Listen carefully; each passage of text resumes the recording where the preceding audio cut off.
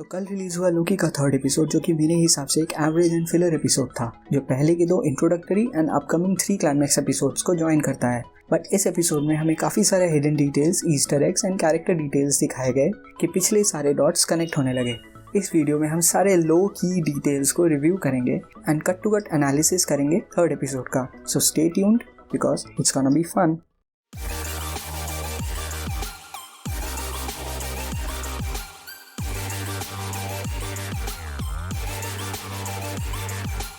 तो लोकी के third episode में हमने देखा कि सेकंड एपिसोड का जो हुडेड फिगर जो TVA के मिनटमैन के नाक में दम कर रखा था, वो कोई और नहीं बल्कि लेडी लोकी थी। दो मैंने एंड काफ़ी सारे यूट्यूबर्स ने उसे लेडी लोकी समझा, बट सेकंड एपिसोड के स्पेनिश क्रेडिट में उसका नाम सिल्वी बताया गया एंड उसके TVA फाइल के शॉर्ट्स में भी उसका नाम हमने सिल्वी ही रजिस्टर किया था। मार्वल कॉमिक्स में सिल्वी एक पावरफुल कैरेक्टर है फ्रॉम ओक्लाहोमा, जिसे उसके पावर खुद लोकी ने दिए हुए हैं, जिसके बारे में हम थोड़ी देर में बात करेंगे। तो थर्ड एपिसोड ओपन होता है हेले केओको के डिमॉन सॉन्ग से, जिसमें मिनटमैन C20 सिल्वी के साथ लंच कर रही है। लंच में दोनों ब्रेन फ्रीज नाम का एक ड्रिंक पी रहे होते हैं जो C20 को इम्पैक्ट करता है, बट सिल्वी को नहीं करता, क्योंकि अगर वो लोकी है तो फ्रॉस्ट जायंट होने की वजह से उसे कोल्ड इफेक्ट नहीं करता। सिल्वी C20 से टाइम कीपर्स का डिटेल मांगती है। तभी C20 को समझ में आता है कि वो सिल्वी को नहीं जानती एंड हमें दिखाई देता है वो सिक्योरिटी रूम जहाँ पिछले एपिसोड में C20 ने कहा था कि उसने सारे डिटेल्स हुडेड वेरिएंट को दे दिए हैं। और हम देखते हैं कि कैसे सिल्वी अपने साइकिक प्रोजेक्शंस को यूज करके C20 के मेमोरी को मैनिपुलेट कर रही होती है। इधर पोर्टल ओपन करके सिल्वी TVA पहुंच जाती है, बट एज यूजुअल वहां उसके साइकिक पावर्स यूज नहीं होते, जिससे ये समझ में आता है कि वो पहली बार TVA आई हुई है, क्योंकि उसे 3 टाइम कीपर्स की डिटेल मांगने के लिए C20 को किडनैप करना पड़ा और उससे ये भी नहीं पता कि TVA में कोई पावर यूज नहीं कर सकता। इस एपिसोड में 4 बार सिल्वी खुद को लोकी बुलाने से मना करती है, जो वियर्ड लगता है, क्योंकि जिस कैरेक्टर के बारे में हम यहाँ डिस्कस कर रहे हैं वो झूठ बोलने में बहुत माहिर है, बट उसके लुक्स, पावर सब एन्चांट्रेस के सिमिलर लगते हैं। वहीं लोकी भी सिल्वी के पीछे पीछे TVA पहुंच जाता है, जहां सिल्वी एंड लोकी के बीच एक फाइट होती है। उधर रेनस्लेयर अचानक से वहां आ जाती है और जैसे ही दोनों को प्रून करने वाली होती है, तभी लोकी टेम्पैड को यूज करके सिल्वी के साथ 2077 के एपोकैलिप्टिक इवेंट में लेवेंटिस 1 नाम के एक प्लैनेट में एस्केप कर जाता है, जिसपे एक जायंट मून क्रैश होने वाला है एंड विदिन 12 आवर्स पूरी की पूरी लेवेंटिस 1 डिस्ट्रॉय हो जाएगी। ये सिचुएशन दोनों के लिए पहले बहुत डेंजरस दिखाई देता है, पर वहीं यही सिचुएशन दोनों को एक दूसरे के बारे में जानने का बहुत मौका देता है, जो हम आगे एपिसोड्स में देखते हैं। थोड़ी देर इधर उधर घूमने के बाद दोनों को एक औरत मिलती है जो उन्हें ये बताती है कि एक आर्क बनाया गया है एंड उस आर्क में पहुंचने के लिए एक ट्रेन है जो कुछ ही देर में निकलने वाली होती है। वैसे बाइबल में आर्क एक शिप है जो एपोकैलिप्टिक सिचुएशन में लोगों को रेस्क्यू करने के लिए बनाया गया था। वहीं शो में लोकी एंड सिल्वी अपने अपने पावर्स को यूज करके ट्रेन में चढ़ जाते हैं, जो कि स्नो पियर्सर्स का फील देता है। ट्रेन में लोकी एंड सिल्वी एक दूसरे के पास डिस्कस करते हैं, जहाँ लोकी सिल्वी को अपनी माँ के बारे में बताता है, अपने अडॉप्टेड होने का सच बताता है और अपनी माँ के सिखाए हुए ट्रिक्स भी उसे दिखाता है, पर सिल्वी सिर्फ ये बताती है कि उसकी लाइफ लोकी से बहुत डिफरेंट है। उधर ट्रेन में लोकी ड्रंक होके एसगार्डियन गाना गाता है, तभी ट्रेन के गार्ड्स को शक हो जाता है उस पे एंड वो लोकी को ट्रेन से बाहर फेंक देते हैं।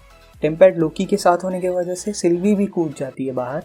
अब अगर यहाँ गौर से देखें तो लोकी के उठने का स्टाइल बिल्कुल थॉर रैग्नारॉक की तरह दिखता है, जब वो 30 मिनट से लगातार गिर रहा था।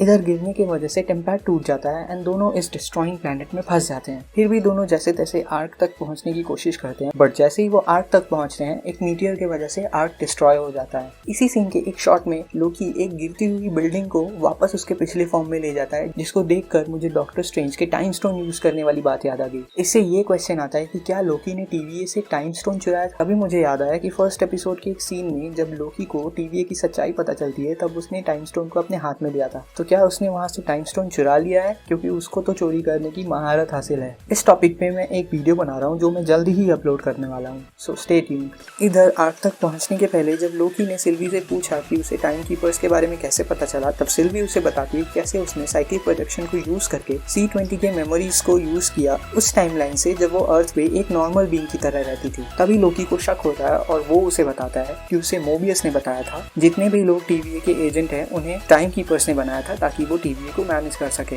इससे ये बात समझ में आती है कि सारे के सारे मिनटमैन एक वेरिएंट है जिनकी मेमोरी को इरेज करके उन्हें TVA में रखा गया है। तभी मोबियस को भी सिर्फ 90s की ही बात याद है जब वो अर्थ पे शायद जेट्स की चला रहा होगा। तो आफ्टर दिस ब्रेकडाउन मैं पहुंचा हूं अपने कुछ इंटरप्रिटेशंस पर, जहां पे मेरा फर्स्ट इंटरप्रिटेशन है कि ये पॉसिबल है कि अगले एपिसोड में लोकी मोबियस को लेमेंटिस बुलाएगा टू रेस्क्यू देम, क्योंकि उनका टेम्पर टूट चुका है एंड तभी वो उसे उसकी सच्चाई बताएगा और तब मोबियस भी लोकी एंड सिल्वी के टीम में आ जाएंगे। पर सिल्वी को रोकने में फेल होने की वजह से या फिर सिल्वी के प्लान में कोई चेंजेस ना होने की वजह से मल्टीवर्सल वॉर इनएविटेबल हो जाएगा, जो लीड करेगा doctor strange multiverse of madness या फिर सीक्रेट वॉर्स को। सेकेंडली, मार्वल कॉमिक्स में चाहे रैग्नारॉक का इवेंट हो या फिर agents of Asgard, lady Loki एक जाना माना कैरेक्टर है। बट ये वर्जन ऑफ लेडी लोकी जिसका एक हॉर्न मिसिंग है वो बिलोंग करती है agents of Asgard comics issue से, जहां वो अपने पास्ट को चेंज करके अपने हर गलत काम को सही करने की कोशिश करती है। वहीं TVA के डॉक्यूमेंट्स में भी उसका नाम लाउफी डॉटर लिखा गया था, जिससे ये पता चलता है कि शायद किसी न किसी टाइमलाइन पे वो भी लोकी का एक वेरिएंट हो सकती है। थर्डली, शायद कोई फ्यूचर वर्जन ऑफ लोकी ने सिल्वी को रेस्क्यू किया है एंड उसे पावर्स दी है ताकि वो TVA का पता लगा के उसको डिस्ट्रॉय कर सके। कॉमिक्स के एजेंट्स ऑफ एस्गार्ड इशू में भी एक ऐसा इंसिडेंट मिलता है जहां पर फ्यूचर लोकी जो ऐसे सिचुएशंस क्रिएट करता है ताकि यंग लोकी उसी की तरह बन पाए। इसीलिए ये पॉसिबल है कि सिल्वी को यूज करके लोकी TVA को डिस्ट्रॉय करना चाहता है। एक्टर रिचर्ड ई ग्रांट का इस टीवी सीरीज में एक बहुत ही सिग्निफिकेंट रोल है, बट अभी तक ये नहीं पता चला है कि वो कौन सा कैरेक्टर प्ले कर रहे हैं एंड उनका रोल फ्यूचर लोकी या ओल्ड लोकी का हो सकता है, क्योंकि उनके फीचर्स बहुत हद तक टॉम हिडलस्टन से मिलते हैं। ये थ्योरी सच लगती है क्योंकि सिल्वी को TVA का तो पता है, पर कितने टाइम कीपर्स हैं या फिर वहाँ पर पावर यूज नहीं हो सकते, ये माइन्यूट डिटेल्स नहीं पता। तो यार ये था मेरा ब्रेकडाउन एंड इंटरप्रिटेशन लोकी के एपिसोड 3 का। लोकी सीरीज का एक फिलर एपिसोड होने की वजह से ये एपिसोड एवरेज लगता है, पर आई एम श्योर अगले 2 एपिसोड्स में हमें काफी कुछ देखने को मिलेगा। अगर आप मेरे फैन थ्योरी से अग्री करते हो तो इस वीडियो को थम्स अप दो, प्लस आपके पास कोई नई डिटेल हो इस फैन थ्योरी से रिलेटेड तो मुझको कमेंट सेक्शन में जरूर बताओ। ऊपर से ऐसे ही out of the box contents के लिए मेरे चैनल को सब्सक्राइब करके बेल आइकॉन प्रेस करना ना भूलना, क्योंकि हर वीक मैं 3 से 4 वीडियोस लाऊंगा। तब तक के लिए do take care of yourself, peace out.